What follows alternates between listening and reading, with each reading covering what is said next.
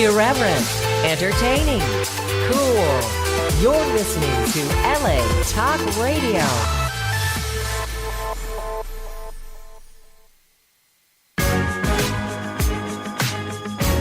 You're listening to What Women Want with Judy Goss and Kristin West, only on LA Talk Radio. Hello, everyone. Thank you for joining us at What Women Want Talk Radio. Happy Hanukkah to those of you who celebrate.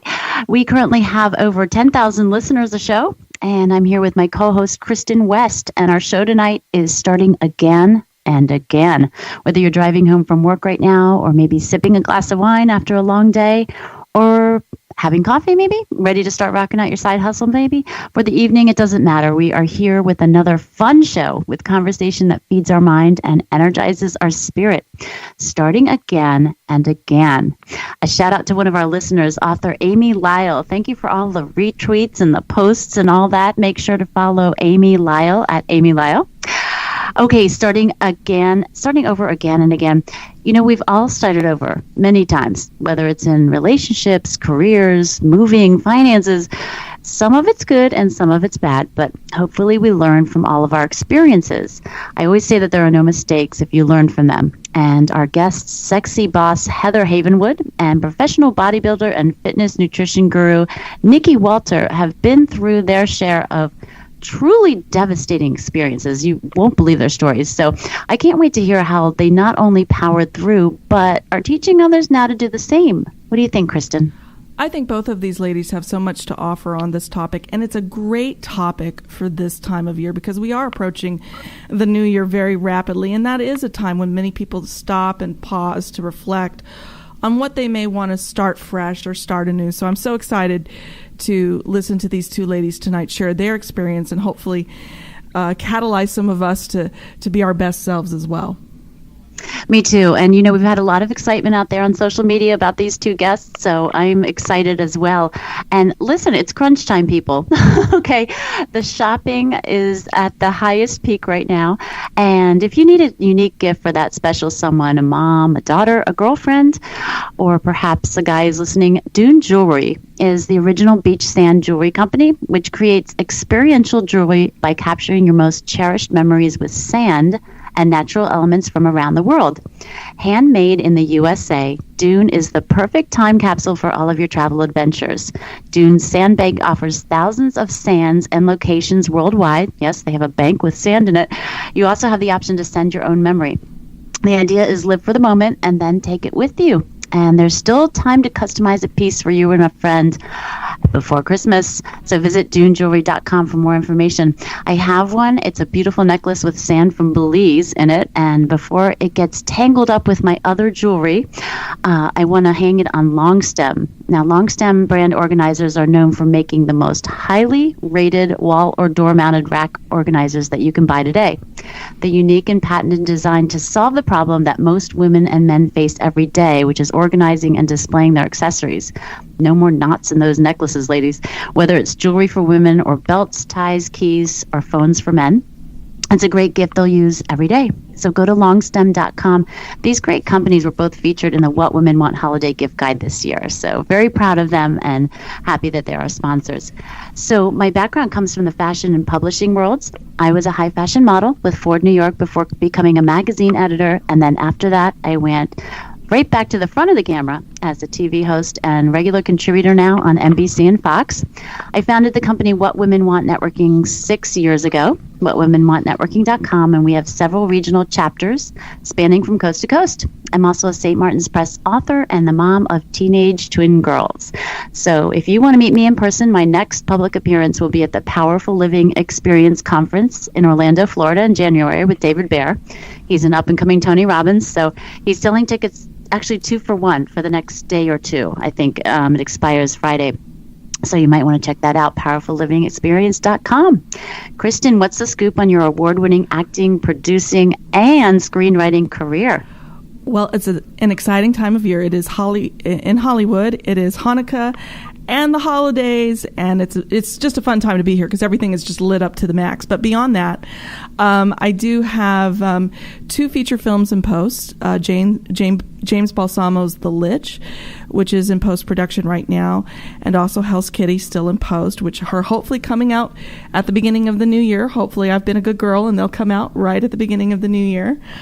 And I love it. That's exciting. It is exciting. And The Spirit Room, right out of the gate, it's a horror short, just won its first award, Best Horror Short, at the Hollywood Moving Image International Film Festival. Oh my gosh, congratulations. Thank you. It's an exciting time, and I feel really blessed and grateful for all these experiences. And I just get to work with such talented people, which is awesome. That's awesome. 2018 is going to be incredible for all of us. So we've got a good start here. And by the way, I'm getting hungry. And it makes me think of 2 of my favorite things. I know, it's like that later, after dinner snack time for me. And it just so happens to be combined, these 2 things, into one snack, and that's the Bixby Bar, a women-owned craft confectionery on Rockland, Maine's working waterfront. Bixby and Company makes Bixby Bars, Bixby Bites, and Maine's first organic bean-to-bar chocolate. Now, Bixby and Company uses only high-quality real ingredients. Their products are all non-GMO and gluten-free. I know our guests are going to appreciate that. BixbyCo.com to either buy some to get you through the holidays or as a gift. It's not too late. Okay, I want to bring on Heather Ann Havenwood. She's a serial entrepreneur and is regarded as a top authority on digital marketing, sales coaching, and online publishing business strategies. Heather Ann has been named Top 50 Must-Follow Women Entrepreneurs for 2017 by the Huffington Post. She is also called Chief Sexy Boss. Heather, welcome to the show. Oh, thank you for having me, ladies. This was a lot of fun. Thank you. Absolutely. Now, besides the obvious, you're blonde, you're beautiful, the obvious aesthetic connotation of sexy boss, you say it's not all about wearing short skirts, right? No, not at all. I mean, sexy boss is a way of being, right?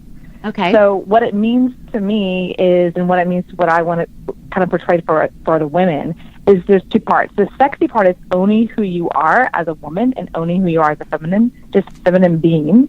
And then boss is owning all areas of your life, financially, intimacy, relationships, children, like all areas of your life, being fully responsible. That, to me, is what a sexy boss is. And that's really what I call an empowered sexy boss woman. And this is what you teach through your company, correct?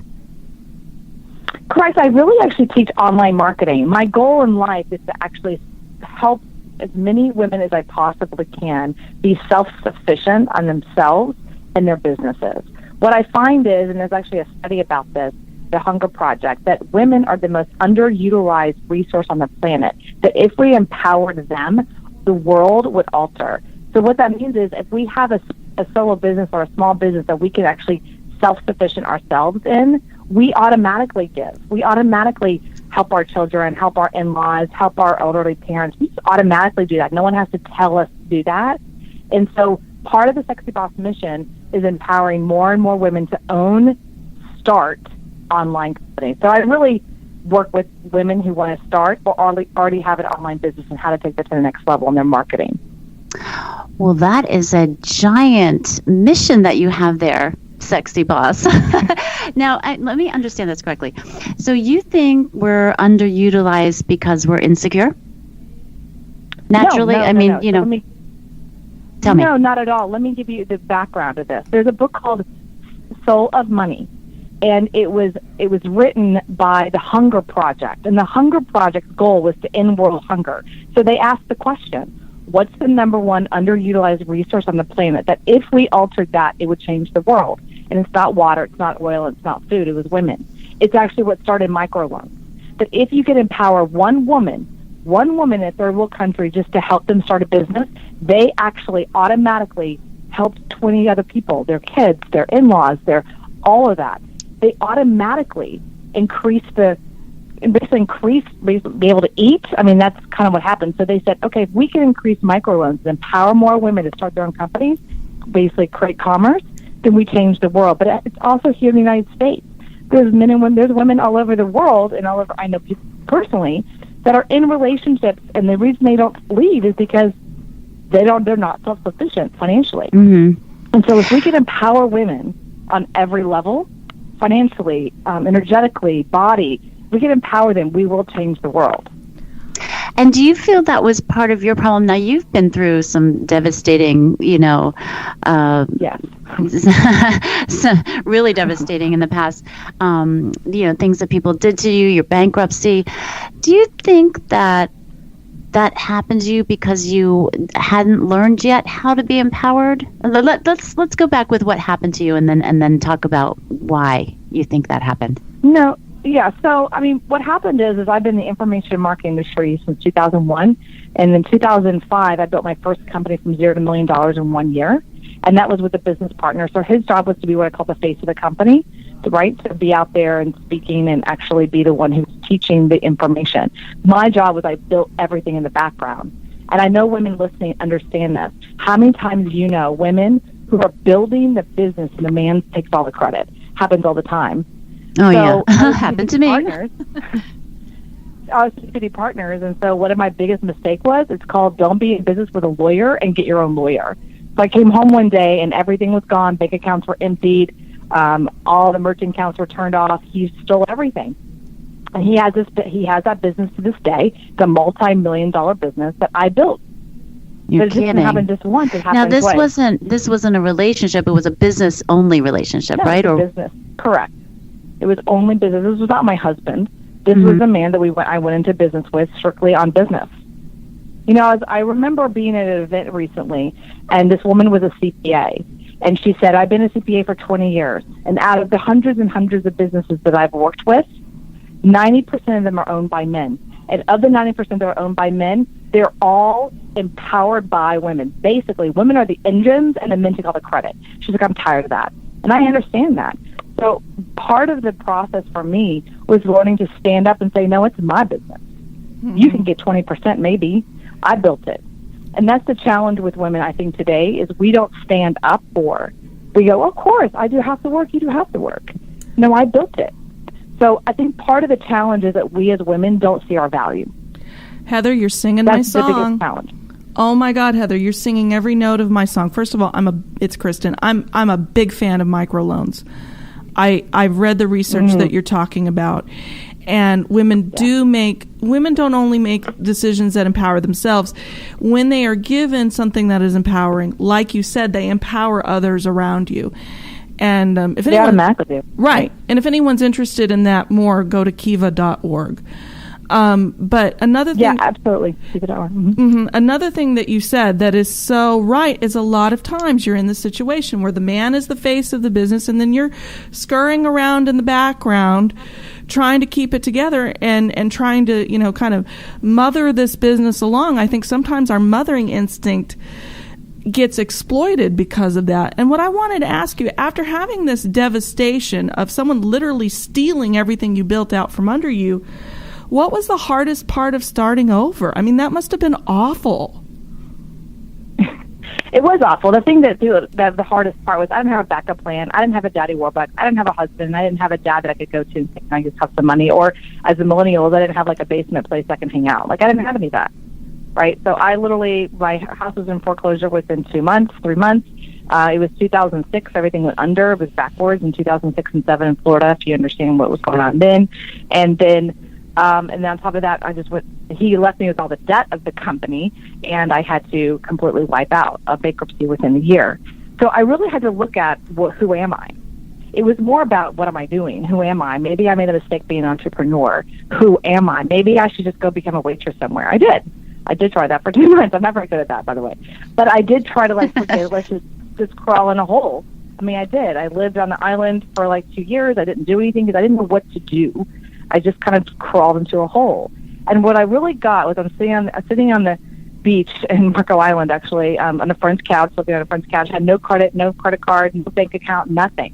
And what I got on the core level, and here's the key, what I got on the core level is who I am is an entrepreneur. And it didn't matter that I had a business or not at the moment. Who I am as an entrepreneur, that's what I do. And entrepreneurs create commerce. And entrepreneurs create business for others and help other people. That's what we do at a core level. It's the actual definition of. So if I'm not a tree I can move, which is a part of my mentor. So my mentor said that to me. You're not so you can move. If who you are as an entrepreneur, where do you go? Well, you go surround yourself as an entrepreneur. If I wanted to be an actress, I would go to LA or Atlanta. If I wanted to be on Wall Street, I'd go to New York. I wouldn't try to do that from Alabama, right? So you got to go surround yourself with other people like you. And so I just moved to Austin, surrounded myself with other entrepreneurs. It was 8 years ago, and now I have 4 businesses. So it's not about sometimes always knowing exactly the plan. It's just finding where the seed is and going where the seed is. Like I said, if I wanted to be an actress, I'd be in LA or Atlanta. I wouldn't okay, try but to do it's that when from you're that Alabama. low, when things like that happen to you, that's so devastating like that. What's the first step that you take to try to figure that out? Because I've been there. I've been through bankruptcy, and our house was on the auction block, and we were really, it was the lowest of the low, and it's so hard to kind of, turn your head around and say, okay, this is the next step that I have to take. How am I going to get out of this hole here? What was your either light bulb or what did you do to kind of start yanking yourself up out of that, bottom rung? So here, yeah, and it was devastating. It was truly devastating. I'm not going to, enlighten that. It was very challenging, but here's what happened. I had a friend of mine who was in West Palm Beach, and he said, come see me for dinner. I said, okay, well, you have to give me, you have to pay for it until you got to give me money to get back. He's like, okay, thank God. So we go have a great steak. Thank God he paid for everything. It was an amazing steak and asparagus. I loved it. And he looked at me and goes, I want you to start asking yourself a question before you do anything. And here's the question. Does this feed my confusion or strengthen my clarity? That's the question that got me out of everything. Because when we're Does clear, it what? we can Does it move. speed your confusion? Is that what you said? I'll say it again, just a second. So when we're clear, we can move. When we move, we can have momentum. When we have momentum, we have power. That's the only time. So never make a decision when you're not clear. So here's the question again. Does this feed my confusion or strengthen my clarity? You start asking yourself that question before you do anything in life, including being on this radio, before eating a chocolate cake, before being in that relationship. Does it feed my confusion or strengthen my clarity? Not theirs, mine. And the moment you get clear, then you can actually move, then you can have power. And that's the question that changed my life. And I ask myself that question before I do anything now. Anything. That is a great thought process to go through. You're right. In doing anything, really. Honestly, just anything. Even menial tasks in running a business. We get so, I think, cluttered, right? When we're doing everyday building and trying to move forward, I think we really get lost sometimes. And you're there to show women and men, I'm sure, but you seem like you're really, pro the female entrepreneurs to how to move forward, right? Absolutely. How to move forward, how to have exposure, visibility, and profitability. Those are the 3 things I work on with business owners, no matter if it's men or women. Believe it or not, I'm an advocate for women, but 60% of my clients are men. I had a feeling. You had some men right. clients. So exposure, visibility, and profitability is what I focus on now. But you've got to get clear. And it's kind of a cliche. If you go to a Tony Robbins event, like, get clear, what your goals are. That sounds really great when you know what the hell you're doing. But when you're sitting there on the beach, bankrupt, and you don't even know what's going to happen tomorrow, I mean, I don't know. That doesn't sound too cool, Tony. You know what I mean? So how do you even take a step? How do you even move when you're paralyzed? And so that question for me helped me shift. And I looked at my friend Richard, who asked me that question, or told me to do that question. And I said, Richard, I got nothing going on. He goes, start with something small. Start with the tiniest thing, and things will shift. So it's in the clarity that you can actually move. And just think of a train. A train is focused, right? It's only one track.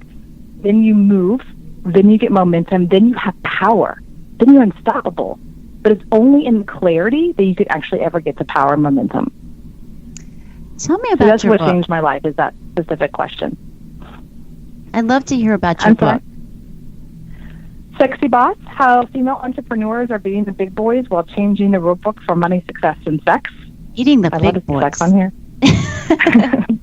Go ahead. Let's hear it. You're releasing your sexual energy, all that. I want to hear it. So Basically, the book is my personal story. So when I went through the bankruptcy process, I had a friend of mine reach out to me and say, one day you're going to tell your story. And I'm pretty sure I said explicit of F you or something like that badly. I was like, I was so ashamed and so embarrassed because I thought I was smart. I thought I was intelligent. This should never have happened to me. So I told him, no way would I ever share my story. His name is Alex Mendoza. He's a friend of mine. And he said, yeah, well, one day you will when you're ready. And I did. The book is really my personal story. And it was my coming out party of like, okay, this is what happened, and I'm not going to be ashamed of it anymore. It's like my scarlet letter. And I didn't really have an intention to build a business around it. It was more about me sharing my story. And my intention was one person, one woman around the world, one person bought it, and one person had some good thing about it, then it was a success. I wasn't interested in being number one on Amazon, all that. I didn't have that. I actually ended up being. About 3 years later, someone told me I was, but that wasn't something I was trying to launch. It was just my personal story. So it's all of the, it's all the things that we've been talking about tonight that my mentors have told me to get me out of where I was at, which was a pretty dark place. And everyone has their own personal story. Some it's divorce, some it's loss of a child. But for me, that was mine. And it was, I'm sure, very cathartic for you. Very. It's interesting. And knowing that people are going to be inspired and learn from it. Go ahead, Kristin. It's interesting. I think what you're talking about is something that a lot of people do not give a lot of airspace to, which is that sometimes shame can be overwhelming, especially when you feel a failure that personally. What advice would you give a woman who something has not turned out right in her life? Maybe she's had a bankruptcy. Maybe she's had a failed marriage, in quotes. What advice would you give her to take that first step towards getting that shame away from her? It's a great question, and it's the one that I never really dealt with myself. And again, another mentor of mine during that time, I was very blessed to have a lot of people in my ear, but they're very successful. It was actually someone who said to me, he said, Heather, you've never given yourself permission to fail. There's no way you're ever going to give yourself permission to succeed. And he made me actually write something. He gave me a pen. He goes, write exactly what I say. I, Heather, give myself full permission to fail. And I literally started crying because to me, I don't fail. Right. I've always succeeded everything I do. And so it's in that moment, he's like, Heather, you've never given yourself permission to fail. Therefore, you will never, ever, ever succeed. And I think about athletes, like an NFL player. I mean, if an NFL player went to the coach and said, I don't want to get hit today, you'd be like, well, then go to the locker room, dude. Like, get off the field, right? So it's in that moment when you give yourself permission to fail or like does it mean you are a failure? It's in that moment you succeeded, in that moment. That's what changed my life when he said that to me after my tears. I was like, I don't want to be a failure. Well, look at you now, Chief Sexy Boss. You never gave yourself permission to fail. Wow. Sorry. I think it's so true. And look at you now, Chief Sexy Boss. My goodness. I'm just intrigued by this because I think sometimes when we have those events, we feel this overwhelming sense of shame, and our immediate reaction is to protect ourselves from the hurt and close ourselves off and not talk about it with anyone. Right. And kudos to you for really seeking the help, because that's an important part of it. Now, right now, I mean, you're just this plethora of ideas and strategies, and I can tell just from your website you have a lot going on. How do you keep things fresh now? Like, how do you keep things moving and starting every day over again, just being your wonderful, beautiful self? Thanks for that. Honestly, it's the simple things. I ask myself the clarity question all the time. I mean, today I did it 3 or 4 times because people come at you with what they want you to do. They come at you with their agenda, and you have to really step back and go, thank you for the opportunity, and let me sit back with it versus like, oh yeah, that sounds great. It's great. So for me, I'm like, okay, does this feed my confusion or strengthen my clarity, or does it just feed their clarity? Right. So I have to constantly check in with myself because I get caught up in the excitement of everything. Right. So I have to really step back and make sure that even with this interview, my intention from the beginning of this interview is that I want to add clarity to people in their lives right now listening. Like, so if I can add clarity to anyone listening, this one person, then I've been successful.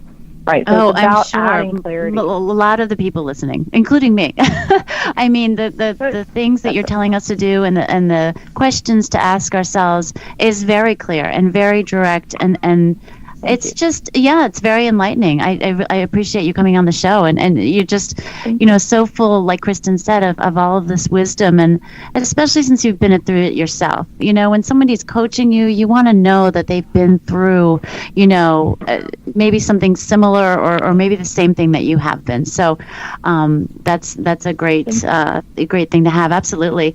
Let us know where we can find you and, where we can contact you and all that. Absolutely. My website is Havenwood.com, but if you can go to AskHeatherAnn.com, you'll get 3 free chapters of my audiobook, Sexy Boss. So that's AskHeatherAnn.com. AskHeatherAnn.com. Well, thank you again, Heather Ann, for coming on the You're show. welcome. Thank you. And absolutely. And I hope you have a happy holiday. Thank you, Judy. Thank you, Kristin. My goodness, that not only was that sexy, it was inspiring. Oh, she's a powerhouse. Oh my God. And I just cannot imagine her being stuck on an island ruminating over her life. I know, she's like, when you're sitting on a beach all broke and everything, I'm thinking, well, at least you were sitting on a beach. Right. You know what it is, though? Heather Ann and our next guest, Nikki, are both testaments that you can be that phoenix that rises from the ashes. You don't have to get stuck in something that's hurtful, harmful, or a painful moment of your life. And that's why I'm so excited to bring on Nikki as well. TeamBodybuilding.com athlete Nikki Walter's life has not been short on hardships. Her father died when she was a teenager, and she lost her 35-year-old husband to leukemia. And she decided to turn her life around with passion and fitness and healthy living. And she started training to become a 6-time first-place competitor in the NPC and became an athlete for bodybuilding.com. And she and her daughter created their company called Clean Eating Parties, LLC, and they hope to travel the country more to help change lives through speaking engagements, expand modeling engagements, and help others with their company, helping families and children. Welcome to the show, Nikki. Thank you so much for having me. Well, we're excited to have you, and you have an amazing story. And I wanted to just open with you by saying I'm so sorry for the loss of your husband and also how your father's death impacted you. I'm sure that must have been hard. I can't even wrap my mind around that. What, how many years has it been since your husband died? It was November 15th. Oh my gosh. I mean, I've dealt with loss myself, and it's, those first 3 months are just really awful. That first week you're a zombie. First 3 months are really awful. And then the anniversaries and the holidays come up, and then you kind of muddle through those, and then, and then it's like this echo chamber. Sometimes it just washes over you, in the most strange and inconvenient ways. And especially when you lose someone that close. How did you pivot after losing your husband in that way to really turning it into this opportunity for you and your daughter to help other people? How did you do that? Well, in such a short time, too. Right. Yeah. Honestly, I have my faith. I believe in God, and the first thing I believe is that God really paved the way with me. When I lost my father at 17, it changed my life. I had a plan, and I had to change my plan, and so I believe that it was, looking back, a way of God setting me up for what I would deal with in the future. To be honest, it wasn't easy, and what did it for me was, a long story short, you can look on the website, I think we have it posted, but my daughter had a dream about her father as he was passing. Oh. And I didn't know about it till the wake. And when I talked to her, she'd never been exposed to Christianity or church. Mm-hmm. And I was confused. And as she shared that dream with me and the description of what she described, she was like, I saw Jesus and he had a cane and it went from here to here, and she talked about what he was wearing, and she said she saw her dad and he said, I love you and it's time to go, but I'll talk to you in your dreams. And after that, I just knew it was okay. Like, I knew everything I believed, whatever I had doubted in my faith, I was okay and I could move forward. That's powerful stuff, Nikki. It's funny. People have these experiences sometimes where they're aware of a relative's passing, in sort of a dream state, or they get a premonition or something happens like that. I've heard of that happening.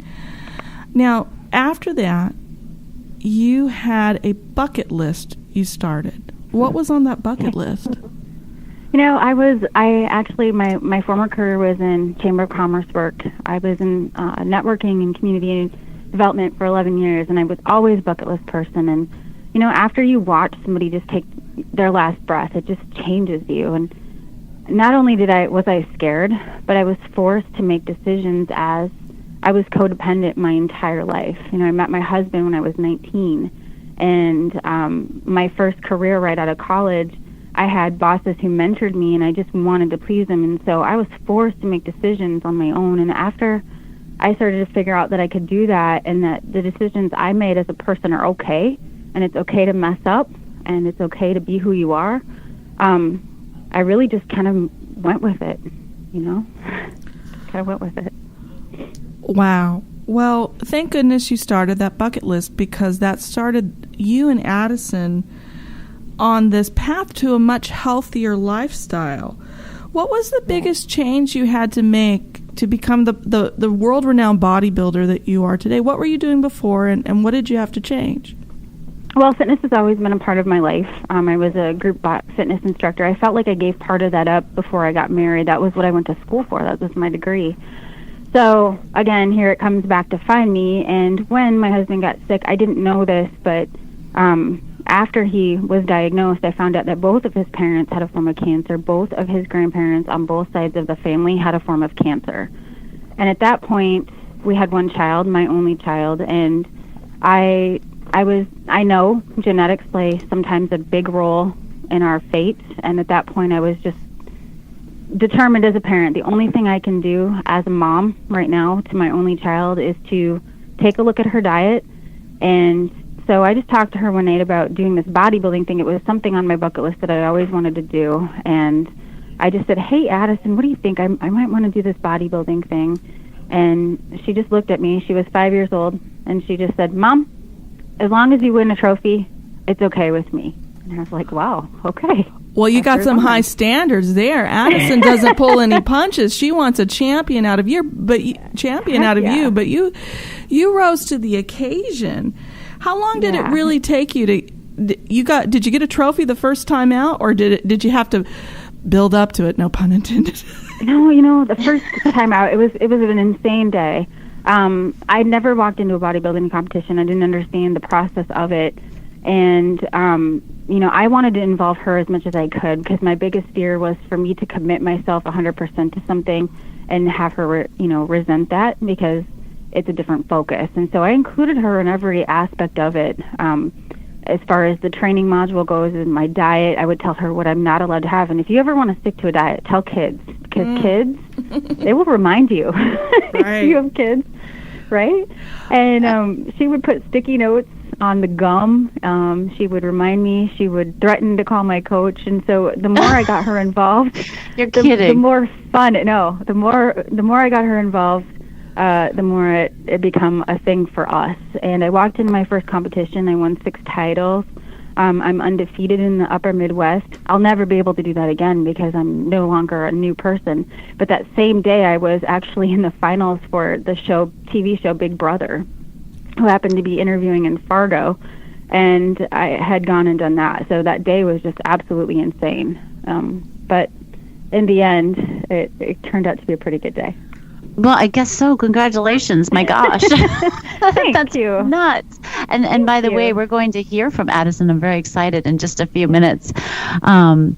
Your story is, I'm getting some comments on Twitter about, how inspiring it is and what you went through and all that. And now you're actually you have a separate company, I guess, that you're running with your daughter. How old is she now? She's 11. She'll be 12 in April. 11, and she's an entrepreneur. How did that come about? Clean eating parties. Well, after my bodybuilding, I was encouraged by my coach. He's actually a local coach, Brandon Foken, out of Sioux Falls, South Dakota. And he really encouraged me to try out for this bodybuilding.com spokesmodel competition. And bodybuilding.com is known in the industry as kind of that golden standard of people who really have normal lives, but they also have great stories and expertise in different fitness areas. And by the way, for everyone that's listening out there, this girl is, I know it's radio, but she's absolutely drop dead gorgeous. So so you know who's talking here. So go on. Thank you so much. But, my grandma always encouraged me to do the modeling thing. I was like, at 32 years old, a girl from South Dakota, I don't even know anybody, and that's just crazy. And then I applied for this competition, and I placed in the top 20 in America, and then we did an online vote, as they used to do for the spokesmodel thing, and I made the top 5 women in America. Wow. And at that point, bodybuilding.com flew us to LA for the spokesmodel thing, and I actually wasn't one of the first ones picked. It took a few months.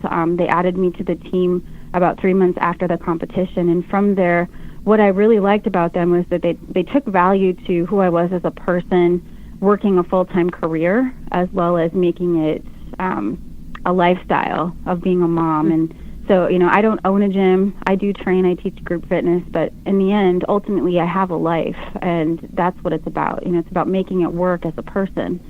And as I started to do that, I would look at my diet, but I would also look at people, messaging me saying, hey, how do you do this, and where do you start? And after losing my husband, I'm sure you guys can testify to having a significant other, but you know what they want on their grocery list. Mm-hmm. You know exactly what they want to buy.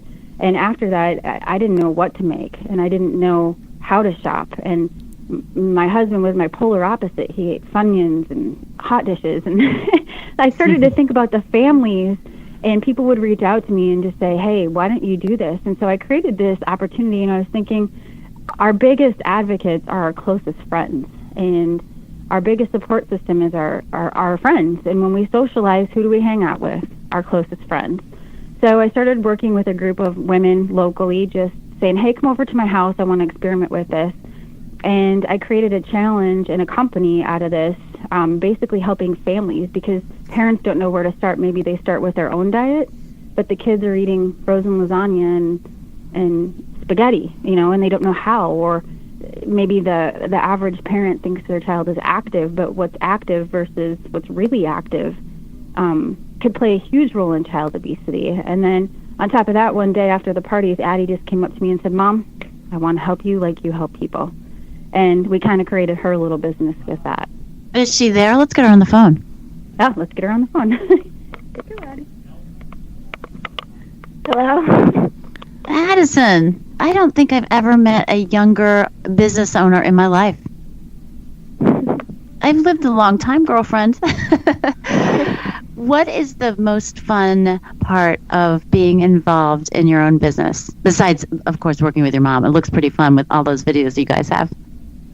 Well, I do really love to work with Mom, but I also really love to cook. And that's another thing. Kids, I've learned this. Kids will enjoy something more if they do it themselves. Wow. Wise beyond her years. Kristin, can you believe this? I'm Addison, on our YouTube channel, we have this special playlist called Young Women, Teens, and Tweens, and Judy's absolutely right. You are trailblazing here. You're going to be the youngest addition to this playlist when I get the video up. Addison, what's the most challenging part of having your own business? Staying with my schoolwork, because now that I'm in middle school, I do have a little bit more homework, and also I did come up with a new idea, so that's good. So we're gonna crank out some videos. Is it too soon to ask you what that new idea is? I'm dying in my seat here. Kristin. It's fine. I'm thinking of doing a Foods That Fool You series, so that So you know those packagings where they say fat-free or gluten-free? You got to know the difference between which, and that's why I learned how to read labels. Wow. A lot of adults, even people my age, don't really know how to read labels and don't even care to read labels. That's so impressive that you are reading labels like that. A lot of people don't catch on to that till they're much older and not as healthy as I'm sure you are. So Addison, what's your favorite food that you like to make, or you like to show people what to make? Well, this isn't really healthy, but cake and mashed potatoes. Those are the two things that I just love. You like cake and mashed potatoes? You know what? You and I have something in common. I love cake, and I am a fiend for mashed potatoes. I can't pass them up when they're on my plate. What's your favorite kind of cake? I'd say chocolate or lemon. Chocolate or lemon? Now, here's the thing, Addison. I heard this a long time ago, and I was probably about your age when I heard this. But you're either a chocolate person or you're a lemon person. But that's kind of cool that you like both. That's really neat. So I tell you what, Addison, I want to make a deal with you, okay? I want you to think about maybe a healthy way either to make mashed potatoes or a healthy way to make cake, either one. And, when you have time, it doesn't have to be tomorrow, doesn't have to be next week even, but you have time, have you send it to us or have your mom send it to us, put it up on YouTube or whatever you want, and we're going to spread that to our listeners because I'm sure they would love a way to make better cake. Judy, wouldn't you love a better way to make cake that you didn't feel guilty about, especially at this time of year? Yeah, totally. I'm not much of a cake person, but mashed potatoes Right. I go crazy for too. So yeah, absolutely. And I would love to know, what other kind of mashed foods. I know there's like mashed cauliflower and stuff like that. So that's exciting. And it's exciting for me to see you, Addison, working with your mother too, because I could never work with my mother. That is for sure. And it's just really neat to see that you guys are so close and you're building this company together. And for those of you listening out there, Addison actually didn't even know she was coming on the show until I got this bright idea at the last minute. So she had no time to prepare and we didn't rehearse this or anything. So, and that's how brilliant she is. I just want everybody out there listening to know. So Addison, it was so lovely to talk to you. I'd love to put your mom back on the phone so we can find out, where to contact you guys and kind of wrap up the show with her. All right. Thank you, Addison. Thank you. Hello. I don't even know what to say. I mean, I did not expect an 11-year-old to come on speaking like a 35-year-old or even older. I mean, she is just fantastic. Congratulations. Thank you. No, I'm a lucky woman. She's amazing. I guess so. I just want to, we're going to wrap up in another few minutes, but I want to tell people what these clean eating parties actually are, because I know it's on the website and you can host one of them. It looks really exciting. What is it? You know what? You can actually book a party with your closest friends, and what we'll do is we'll provide a menu for you that you have to actually follow for about 4 weeks, and then we switch the menu up. The whole idea and purpose of this, we have a book coming out next year in 2018, so you'll be able to purchase that and kind of get an idea more of how to do it, and it'll be Addison and I writing it together as far as my perspective as a parent and her as a child. And we're just taking ideas from all these parties and putting them out there for the world. But if you book a party, you follow the program for 4 weeks, and you can have a theme. You can dance. You can do whatever you want. I know our mutual friend Robbie was afraid to host a party because she thought it was too healthy. But the truth is, it's really an opportunity for you with your closest friends to check in weekly. So you all get the same menu. You prep together. You get together on a day where you do food prep for the week. I work with you as your coaches individually to assess how much you should have as an individual. And usually what happens is it's the women and families participating in this, and either the kids or the husbands or significant others will join in about week 4 or 5, and I'll get a call from a client saying, "Oh, they're eating my meal 5." And they're so mad about it. And I say, that's such a great thing. I had an awesome group of military wives out of Georgia, and they were CrossFit wives. They were just a squad of CrossFitters who did my program for about a month and a half, and they hosted a party online. And it was the funnest thing to see them come together, because by week 5, their husbands were helping them prep every Sunday. And it becomes a lifestyle. So our goal with this is to really not only change the way that you have a basic grocery list, but we research your area, what's available to you. We work with you individually with your kids. And it's just kind of a nice way to communicate with families and say, hey, it's not impossible to be healthy. It's not expensive. I think that's another misconception out there, is it's so expensive to eat organic or eat healthy. But the truth is, there are options out there. We just need to help you find them. So is it eating healthy, or is it eating organic or non-gluten? There's 2 different options. Okay. Yeah, there's 2 different options. If you are a family that's focusing more on our organic lifestyle, we can help you with that. If you're focusing on just healthy eating, that's another. But the clean eating part of it is primarily organic, but you can still do healthy eating parties as well. Sounds like a lot of fun. It is fun. It really is fun. It's not, you can have wine and themes, and you can dance, and... Oh, you can have wine, Kristin, I'm in. Okay. Right. There we go. Yeah, but it's really just, it's catered toward you. It's like hosting a party anytime, and really just to rearrange and making food healthier. Addie's big thing is working with kids and getting them to eat things they wouldn't normally want to eat, or getting creative with that. And that's her big thing, is the creativity part of it. And for me, it's just really working with either adults, parents, families, on just finding that option that works best for you. Because honestly, as I am a personal trainer, but I can't stand personal training, because I believe that once you walk out of the gym, your lifestyle makes a huge impact on your performance and your results. And so I feel called to help people in that way of helping them in the kitchen. So you're a personal trainer, a model, a spokesperson, an author, an entrepreneur. You compete. What else? What don't you do? There's a lot I still have left in my bucket list I want to do. I want to become a pilot.